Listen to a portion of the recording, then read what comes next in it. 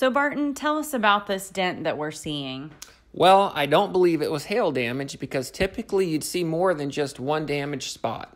Most people would look at this and say, that's an 1.5-inch size dent. But what they don't realize is that you have to look at the entire distorted area in order to tell the exact size. This dent was actually 3 inches in diameter. I cleaned this up nicely with Paintless Dent Repair. It was done in just a couple hours, and you can't even tell that there was ever anything wrong with the hood.